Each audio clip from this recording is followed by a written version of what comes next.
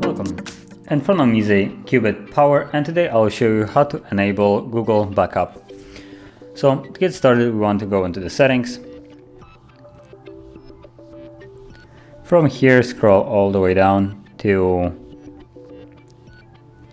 user and accounts.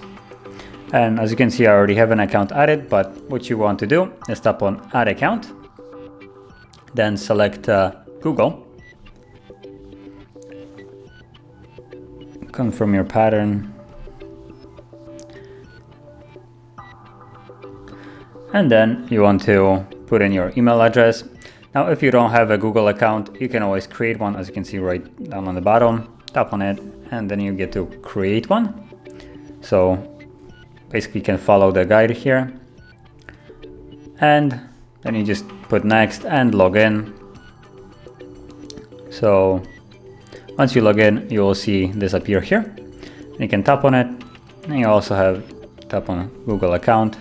Actually not here, sync Google or account sync. You'll have all the options that you can sync through. So you can switch each one on and off however you like it, like so. And whatever you have it on and off will basically be either synced or not synced between different devices that are on the same account. And yeah, so now as you can see, basically calendar and contacts won't be synced, along with movies and TVs. So those are the three things that wouldn't be synced between different devices, and everything else would be basically accessible through every other device that is on this account.